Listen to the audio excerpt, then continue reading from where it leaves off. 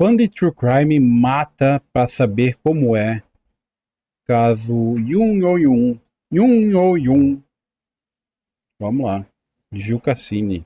A mulher é baba, a mulher é foda. Em maio de 2023, na Coreia do Sul, um taxista atendeu um pedido às 3 horas da manhã. Quando ele chegou no local de partida, tinha uma garota que parecia muito inocente carregando uma mala. Ele não sabia que aquele dia ia mudar a vida dele para sempre. Bem-vindos a mais um vídeo no canal. Se você gosta de conteúdo assustador, bizarro e misterioso, você está no lugar certo. Toda semana tem pelo menos 3 vídeos longos, todo dia tem vídeo curto, então tem muito conteúdo para vocês. Se você gosta desse tipo de conteúdo, não esquece de deixar seu like, se inscrever no canal, comentar outros temas que vocês querem ver aqui. As fontes e os créditos estão sempre na descrição do vídeo. Gente, antes de começar o vídeo de hoje, eu preciso falar pra vocês de uma nova estreia que eu acho que vocês vão pirar. Acabou de lançar também na HBO. Novo já tá disponível lá na HBO Max. Sem mais enrolação, bora pra história. Não é recomendado, não.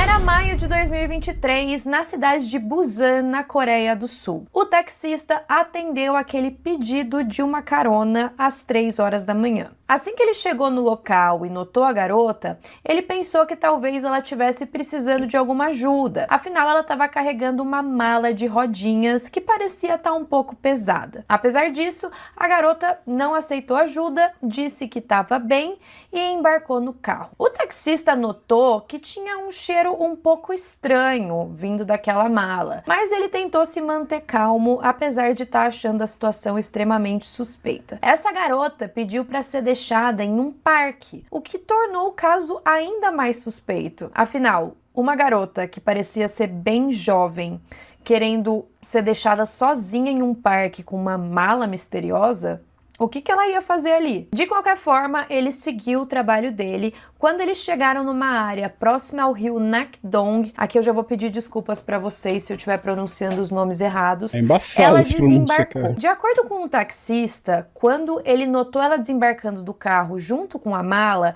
ele notou que ela estava um pouco molhada, que parecia ter a marca de alguma coisa.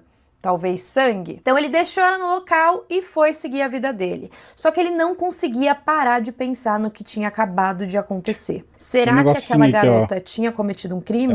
Será que ele deveria reportar aquela coisa suspeita para a polícia? Para vocês terem noção, ele ficou tão desconfiado com aquilo que ele reportou sim para as autoridades. Ele ligou dizendo que tinha acabado de pegar uma passageira que estava com um comportamento meio estranho, que estava levando uma mala que parecia estar meio molhada, o cheiro também era meio esquisito, então talvez eles deviam dar uma olhadinha naquela área do parque onde ele deixou ela. Por conta desse taxista, esse caso foi solucionado de uma forma muito rápida. O que acontece? Alguns minutos depois, algumas horas depois, a polícia chegou no mesmo local onde a passageira tinha descido. Assim que eles chegaram lá, eles localizaram a mala abandonada na mata e não só isso. Próximo à mala também tinham alguns documentos de identidade. Infelizmente, ali dentro tinha pedaços de um corpo esquartejado. O trabalho da polícia a partir daí foi muito fácil. Primeiro que a vítima foi identificada de uma forma muito rápida, porque o documento dela estava ali. Em muitas fontes desse caso, o nome da vítima ele foi alterado ou então eles não mencionam o nome dela. Se vocês fizerem uma pesquisa, eu tenho certeza que vocês encontram, mas aqui para esse vídeo eu vou manter o nome diferente também, então vamos chamar ela de Jéssica. A Jéssica, ela era uma jovem tutora. Que nome curioso, pô. A coreana, ela não podia botar um Kim Sun-an, um Kim... Vamos botar Jéssica? Já acabou, Jéssica? Ela tinha 26 anos em 2023. Ela também era uma estudante universitária na cidade de Busan e ela era muito bem sucedida. Ela fazia parte de um tipo de aplicativo online onde os pais conseguiam entrar em contato com alguns tutores para dar aulas para os filhos. A maioria dos alunos dessas pessoas que estão inscritas nesse site são pessoas mais novinhas, tipo, vamos pensar aí, de uns 10 a 12 anos de idade. Eu não vou falar que essa é a regra, eu tenho certeza que tem exceções e tem pessoas que optam por pegar alunos mais velhos, mas a Jéssica estava com essa galera mais nova. Mas qual era a conexão da Jéssica com essa garota e por que ela tinha cometido esse crime? No dia seguinte, no dia 27 de maio de 2023, a polícia bateu na casa da jovem chamada Jung Yo-jung. Também não sei se é assim que pronuncia o nome dela. Ela tinha 23 anos. Só que olhando pra ela, você percebe que ela tem a aparência de ser mais novinha, aí, talvez até de inocente. Aquela pessoa que talvez se a gente visse de madrugada andando na rua com uma mala, a gente poderia até ficar preocupada, pensando se ela precisa de alguma ajuda. Na casa já tinham muitas provas incriminatórias. Tinham roupas manchadas de sangue, outras partes do corpo da vítima que tinham ficado com ela e também a faca que foi utilizada no crime. A casa dela e a cena do crime indicavam que tinha sido premeditado. A Jung levou para o local do crime uma roupa de estudante, talvez para disfarçar. Ela também providenciou a mala, sacos plásticos, produtos de limpeza para lidar com o corpo, e ela também tentou eliminar vestígios. Já então, foi por toda exemplo, preparada, uma coisa filho. que ela tentou fazer no corpo da Jéssica foi remover os dedos dela para que não pudessem identificar com as digitais e também pegar os pertences pessoais dela. Só que daí ela deixou os pertences, alguns, né, pessoais, junto com o corpo, e aí a polícia encontrou. Então, ela não pensou tão a fundo. A Jung era uma garota que ela foi um pouco negligenciada pelos pais. Quando ela era criança, os pais dela não cuidaram muito dela, eles aparentemente não tinham muito tempo para isso, e ela ficou nos cuidados do avô. O avô era uma pessoa muito boa e querida pelos vizinhos. Até em algumas entrevistas, os vizinhos diziam que ele era muito querido ali na região, mas que a neta dele era muito quieta, ninguém sabia muito sobre ela. Ela também se formou no ensino médio e aí estava para começar uma vida universitária. Mas diziam que ela não tinha muitos amigos. Na verdade, quando foram olhar o celular da Jung, ela não tinha nenhum contato, o que foi algo estranho. Ela passava muito tempo em casa, sempre estudando, ou pelo menos era o que o avô dela achava que ela estava fazendo. Ela sempre estava ali consumindo livros, documentários, principalmente de crimes violentos. Então ela tinha muito interesse em true crime. Em determinado momento, ela decidiu entrar nesse aplicativo de tutores e alunos e ela começou a conversar com pessoas ali dentro. Ela já tinha falado com 54 pessoas antes de chegar no nome da Jéssica. A Jung fingia ser a mãe de uma garota que estava no 9º ano e que precisava de aulas particulares. Ela teria insistido bastante para a Jéssica para ela atender a suposta filha dela, até que a Jéssica concordou, e foi quando elas se encontraram para essa suposta aula que o crime aconteceu. A Jéssica recebeu a Jung dentro da casa dela,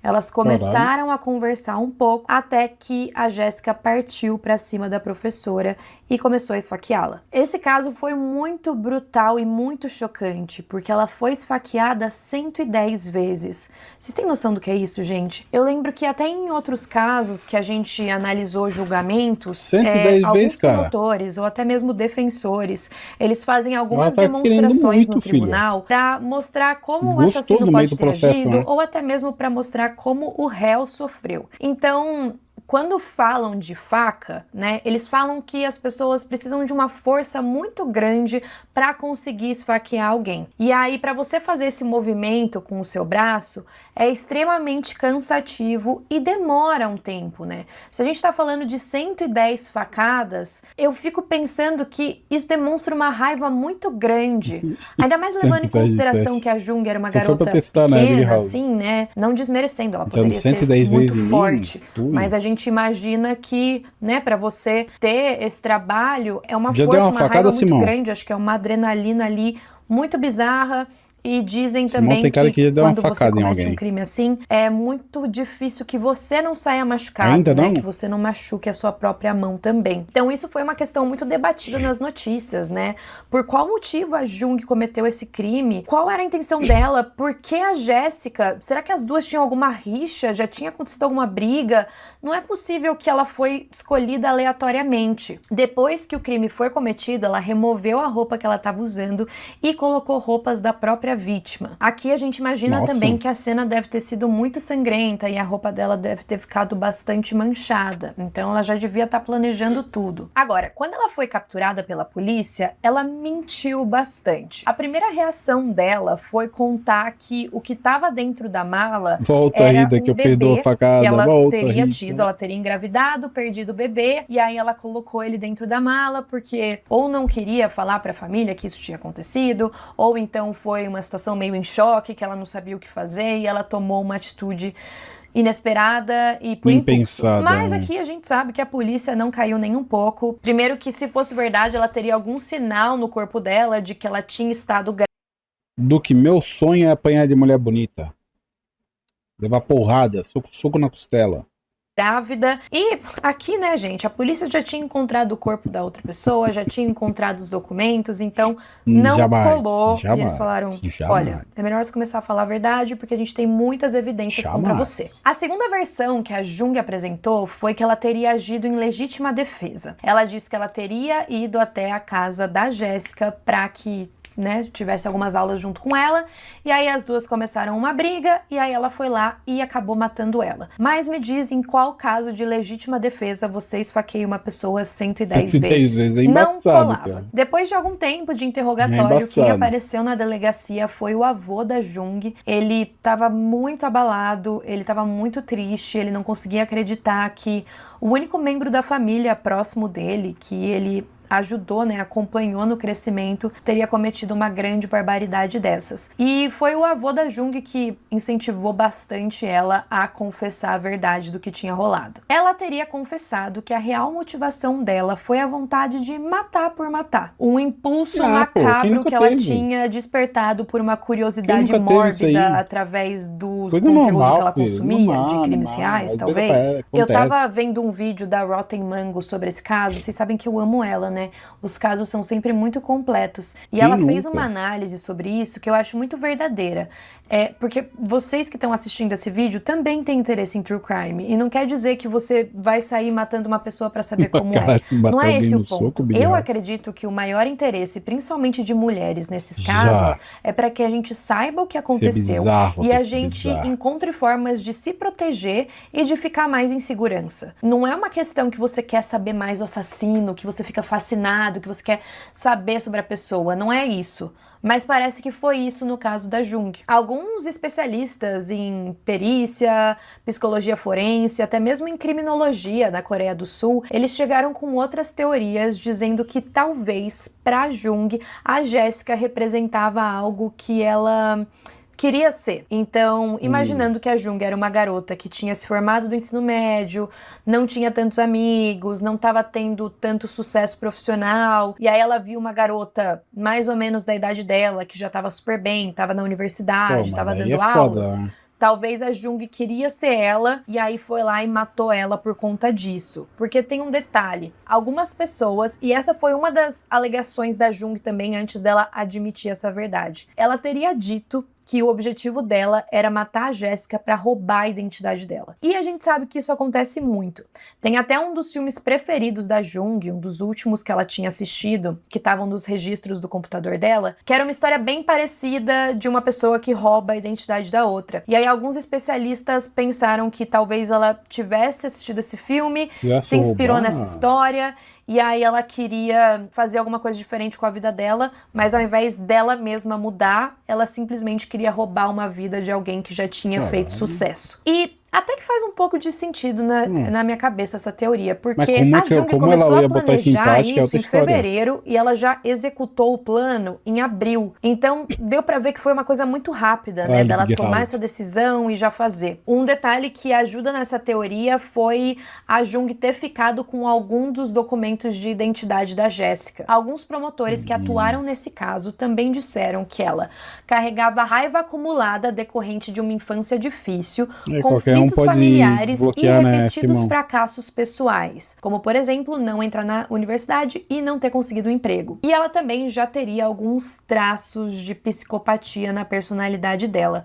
Até o avô foi questionado para saber se a Jung já tinha demonstrado algum tipo de comportamento estranho quando era mais nova. Ele falou um pouco sobre isso, falou que ela vivia muito isolada, que ela estava sempre estudando na percepção dele. Então, não sei. No dia 2 de junho foi o dia que a Jung foi formalmente acusada. E aí ela apareceu diante da imprensa algemada, ela tava com uma roupa longa, ela também tava com um chapéu, acompanhada de policiais, e aí nesse momento fizeram algumas perguntas pra ela, e ela disse que ela se arrependia e que ela tinha tomado aquela decisão por impulso. Ela disse: "Peço desculpas à vítima e à família dela. Eu devia estar fora de mim." Essa alegação também veio acompanhada dela dizendo que ela não estava em juízo 110 perfeito. facadas só. E aí eu fico pensando, será que tava fora ela de si? declarou isso para tentar uma condenação por insanidade, Mais né, para que ela não vá branda, para né? prisão? Ela foi indiciada no dia 21 de junho. Depois que ela foi presa, ela demonstrava pouco remorso, além desse pedido de desculpas público que ela já tinha feito. Foram feitos alguns estudos psicológicos, principalmente, né, para ver se eles iam usar essa alegação de insanidade ou não, e os resultados do teste indicaram que ela tinha altos níveis de psicopatia. Então ela acertou, né? Nem sei se é essa palavra que fala, mas ela tirou 28 de 40 pontos em um desses testes clínicos, mas as pessoas comuns costumam tirar 15 ou menos. Parece que na Coreia do Sul, os indivíduos que têm 25 ou mais já são considerados psicopatas. Na primeira audiência do julgamento, a promotoria começou falando, dizendo: "O assassinato foi um ato cruel e premeditado, motivado por ressentimento e raiva acumulados de Jung contra sua família e pela frustração com fracassos pessoais, somados a uma curiosidade mórbida." Já a defesa tentou atenuar a responsabilidade. Eles disseram que ela sofria de questões de saúde mental e alucinações que teriam influenciado ela a cometer o crime, e eles também pediram clemência na sentença. Agora, no tribunal veio à tona uma informação nova. Parece que poucos dias antes do crime, a Jung teria feito ameaças de morte para o pai dela durante um telefonema. Então isso indicava que ela estava em um estado emocional bem perturbado. Alguns registros também indicam que pouco antes do crime, no dia 25 de maio, ela tentou atrair uma outra vítima.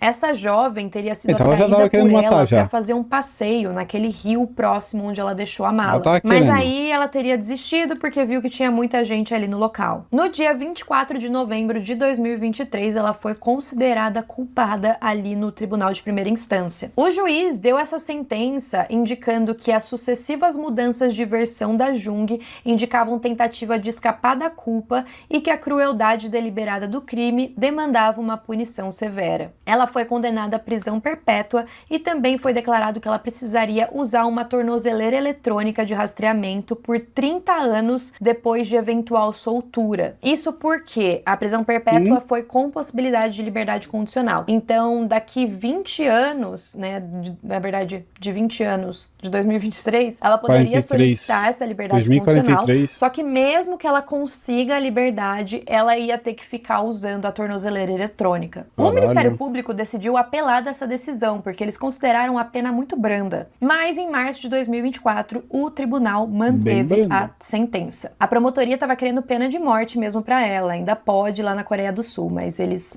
não quiseram. Eles disseram que a pena de morte é restrita para casos muito limitados e excepcionais. As autoridades também informaram, por fim, que apesar da Jung demonstrar necessidades de tratamento por questões de saúde mental, ela não tinha recebido nenhum tratamento antes do crime. Então, essa é uma questão, né, pra gente pensar. A gente já falou de outros crimes aqui que, às vezes, tem pessoas que teriam um diagnóstico de saúde mental que precisariam de tratamento, não foi tratado e aí acabaram cometendo um crime. Não sei se ali, durante esse estado de isolamento da Jung, sem amigos, sem ninguém, ela deu uma surtada. É claro que nada justifica, né, gente, tirar a vida de outra pessoa. Eu acho que podem ser duas opções. É muito difícil a gente pensar que uma pessoa quer matar a outra só pra saber como é, né? É uma coisa extremamente bizarra, tipo, não faz sentido na minha cabeça, mas Eu já, depois de tantos casos, eu infelizmente aprendi que tem gente pra tudo. E aí, nesse caso, eu até acreditaria que a Jéssica, infelizmente, foi uma vítima que foi escolhida de forma aleatória. Mas a questão de roubo de identidade também faz um pouco de sentido na minha cabeça. Se ela admirava, tinha inveja da Jéssica e pensou, ela ia ser a pessoa perfeita pra eu roubar a identidade. Não sei. Não sei se ela também arquitetou tanto alguma coisa assim, ou se foi uma coisa mais por impulso. Eu fico feliz que ela foi capturada.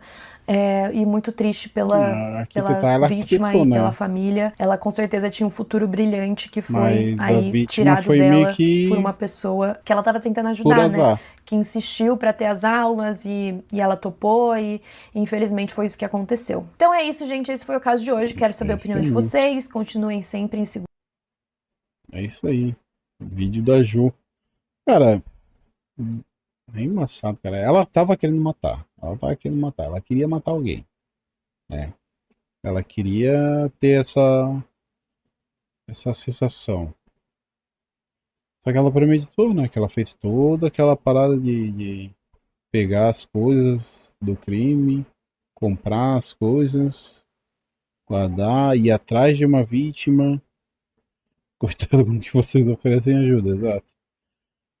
E pegar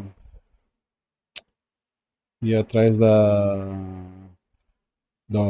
uma professora, no caso, que é essa Jéssica aí, que a Ju colocou o nome,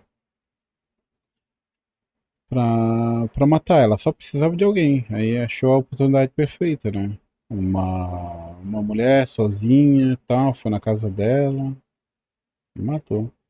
Agora a pena foi muito branda, cara. Porra, 20 anos só de cadeia com possibilidade de prisão perpétua. Primeiro que ela pesou prisão perpétua. Aqui no Brasil ela ia pegar aqui, ela ia pegar 40 anos, ia diminuir para 25 e em 6 ela já tava na rua. É foda. Ah, mas depois ainda fica de boa com tornozeleira eletrônica e tal.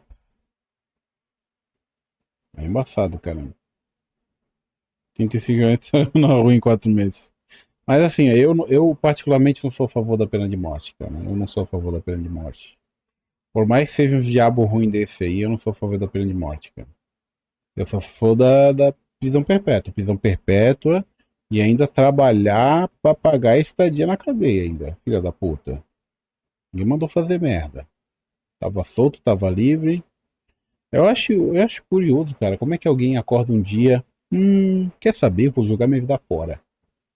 Vai lá e faz uma merda dessa. Ah, não. Pena de morte não. Pena de morte eu não sou a favor. Em hipótese alguma. Sou para estupradores. Nem para estupradores, cara. Pena de morte não. Agora, pena perpétua, sim. Primeiro deveria dormir no chão sem mordomia, caralho. É, morte é um jeito fácil de não, não causa nenhuma senso de justiça, cara. Só mata o cara e sabe lá, sei lá o que acontece depois, cara. Ninguém tem certeza do que acontece depois. Agora, prisão perpétua não. Prisão perpétua o cara tá ali. Prisão perpétua, trabalhar pra pagar estadia e tal. Pai estuprador tem que ficar cassação, aí eu sou a favor. Arrancar as bolas, filho. Arrancar as 2 bolas. Puc. Pronto. 2 tiros na pele, prisão perpétua, dá certo? Calma, Simão, calma, Simão. Queria pensar 2 vezes antes de ficar louco. Exatamente, eu também sou assim. Arranca as bolas, estuprador, porra. Ai, não sei o que lá. Arranca tudo, arranca a bola, arranca. Não arranca tudo porque aí como é que o cara vai mijar também, né? Tem que ter perpétua, não pra trabalhar o resto da vida. Tem que ser tudo. Calma aí, tá de caralho. O vídeo acaba por aqui.